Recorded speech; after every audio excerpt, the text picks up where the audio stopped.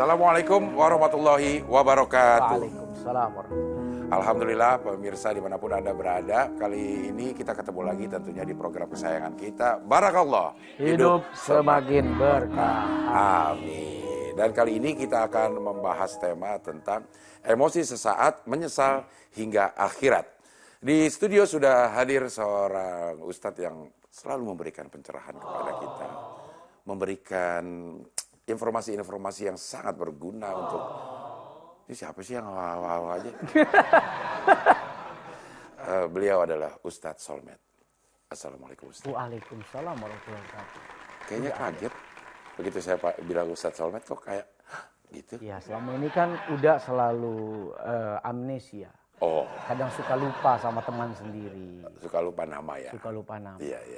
Itu bukan karena disengaja. Tapi karena ya memang usia. Oh, faktor U. Ya.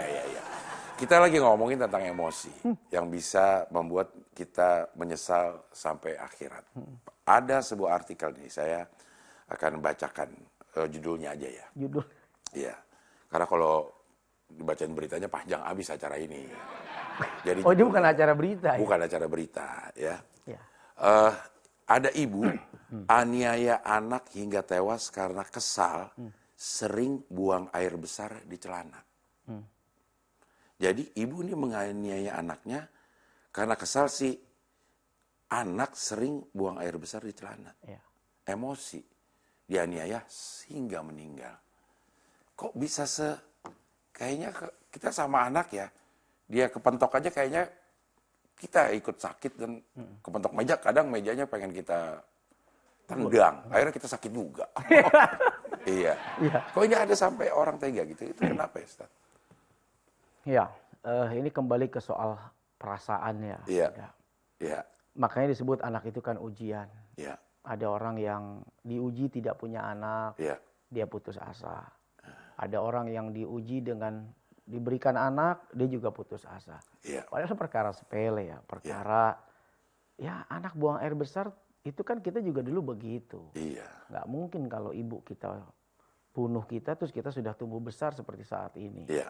Artinya belajar bahwa namanya anak-anak. Iya. Belum sempurna pemikirannya. Belum banyak ilmu pengetahuannya. Dan itu ujian kesabaran buat si ibu. Ujian kesabaran buat si ayah. Kalau dibilang sebel, kadang-kadang sebel. Iya. Dengar tangisan tuh pas lagi banget pengen istirahat.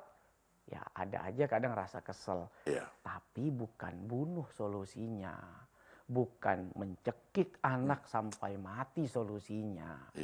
Emosi wajar, mau istirahat anak nangis, sebel wajar. Tapi kalau dibunuh, nah ini bukan solusi. Nah jadi tidak juga kita nafikan bahwa kadang-kadang di saat kita butuh konsentrasi, anak nangis. Kita juga ada rasa gimana gitu. Tapi kan ada solusi yang diberikan dalam pendidikan agama ini. Ya, tidak kemudian kita menghilangkan nyawa gitu. Emosi itu manusiawi ya. Iya. Bahkan setiap orang kalau nggak punya emosi ya kayaknya bukan manusia ya. Ya berarti dia nggak punya rasa lagi. Dan itu rugi kalau orang nggak punya rasa marah istilahnya. Itu rugi. Iya. Ini gara-gara BAB emang kadang-kadang ya karena apa aja sih, cuma ini karena kebetulan dia merengek terus pada saat BAB mungkin ya kan. Anak kecil bisa apa lagi kecuali merengek kan. Mau ini nangis, mau buang air besar nangis, mau lapar nangis, kekenyangan juga nangis. Apa yang harus dilakukan sama orang tua gitu untuk memanage emosinya, Ustaz? Iya. Saya kadang-kadang tidak yakin kalau itu hanya sebatas karena kesel anak BAB. Takutnya ada sesuatu yang melatar belakangi. Betul. Ini puncaknya sebetulnya puncaknya gitu. Iya. Karena sebel sama lakinya, sebel dengan keadaan suaminya, sebel dengan keadaan hidupnya. Ditambah lagi ini lagi nih. Nah, lahirlah pelampiasan. Jadi sebetulnya tidak sebel sama anaknya, tapi kebetulan anaknya jadi tempat pelampiasan. Banyak kayak begitu ya, Ustaz? Banyak terjadi hal seperti ini. Jadi tempat melampiaskan amarah yang mungkin bisa saja didahului dengan keadaan sebelumnya udah. Sebel sama lakinya, anak yang kena. Sebel sama suaminya, anak yang kena. Sebel sama tetangga, anak yang kena. Nah mungkin ini puncaknya sudah. Mungkin loh ini analisa ya. Karena secara hati harusnya memang orang tua itu ya sangat sayang sama anak gitu. Bahkan kalau boleh tadi istilah sakit, biarlah saya saja yang sakit, jangan anak saya yang sakit. Nah ini kenapa jadi nyakitin anak? Gitu. Padahal BAB itu dalam anak kecil, kalau di Indonesia itu adalah ukuran kepinteran. Anak kecil itu apa namanya sederhana. Air besar? Anak kecil, kan misalnya anak kecil misalnya, adek coba mata genit, tring. Pinter, bisa mata genit. Kiss bye, pinter adek udah bisa kiss bye. Kalau orang BAB juga gitu kan, adek BAB ya lihat, pinter BAB-nya banyak. Jadi ukuran pinter itu dari banyaknya BAB sebenarnya. Semakin dia banyak, semakin dia pinter. Itu cara menghibur. Menghibur ya. Oh. Sama itu kayak istri saya, aduh wangi banget sih. BAB-nya, tapi nggak nyebut BAB lah, itu formal banget. Yang lebih mantep lagi kan ada. Ada, iya. Duh wangi banget sih, sampai dibilang wangi loh. Saking nggak mau nyakitin perasaan anaknya gitu, walaupun mana ada BAB wangi, nggak ada BAB. Kalau ada pasti udah dijual. Dia bisa jadi bibit parfum. Iya. Ada aroma jengkol, ada aroma kangkung. Iya. Nah, ini sebenarnya batasan marah dalam Islam itu yang boleh kita marah itu seperti apa? Ya. Marah itu kan ungkapan jiwa saat menerima sesuatu.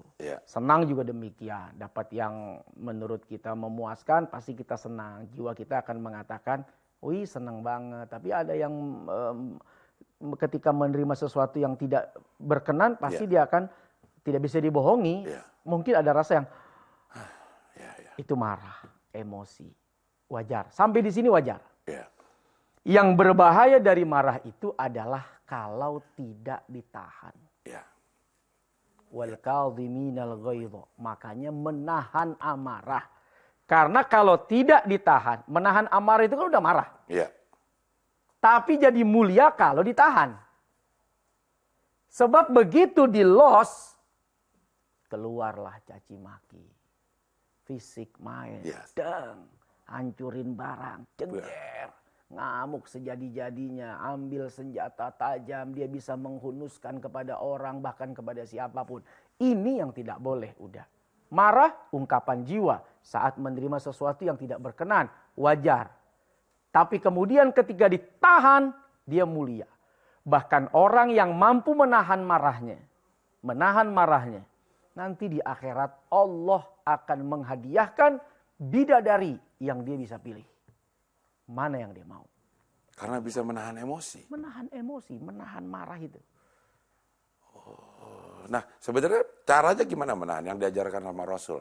Bagaimana cara kita menahan amarah kita? Saat kita punya jiwa ini terpancing untuk mau marah, maka yang pertama ambil wudhu. Atau ambil wudhu. Ambil wudhu. Udah pergi dong ambil wudhu. Udah balik. Karena setan itu dari api. Api itu amarah. Dia akan hilang dengan atau padam dengan air. Seger. Nah, tapi masih juga. Pindah. Jangan balik lagi. Jangan dong, jangan balik lagi. Saya nggak balik lagi. Pindah. Geser. Rubah tempat, rubah posisi. Karena umumnya orang marah itu selalu mencari posisi yang lebih tinggi. Makanya orang kalau lagi marah, duduk dia berdiri. Apa lo? Benar. Iya bang, ampun bang. Kalau dari diri, apa lo? Nggak enak ya? Nggak enak kan? Kalau udah diri, cari meja. Buat? Naik. Dia cari lagi. Kenapa? Waduh, naik ke meja, naik ke kursi. Dia marah, dia ngamuk. Nah makanya suruh cari tempat posisi yang lebih rendah. Diri, duduk. Duduk, berbaring sudah. Marah berbaring bagaimana? Nanti jangan gimana, nggak asik. Nggak sambil tidur. Diketawain gitu. Yang ada kita ketawa. Lu jangan macam-macam lo ya. Enak ya. Cari posisi yang lebih rendah. Makanya merubah posisi kepada yang lebih rendah itu adalah secara psikologis juga kagak seru nih, masa gue marah sambil tiduran sih. Nggak enak. Nggak enak udah. Yang kedua ada jeda. jeda perpindahan dari diri ke duduk itu sebetulnya akalnya sedang bekerja. Bekerja, betul. Duduk ke tidur itu akal sedang bekerja. Disitulah berharap ada kesempatan dia mikir udah. Mikir gitu loh untuk tidak melakukan hal yang lebih fatal lagi. Apa lo lihat-lihat? Lo kenal abang gua kan? Ini adeknya. Abang lo siapa? Adeknya siapa? Gua gak ngerti. Oke, kita harus jeda sebentar. Nanti kita akan kembali lagi tetap di Barakallah. Hidup semakin berkah. Amin.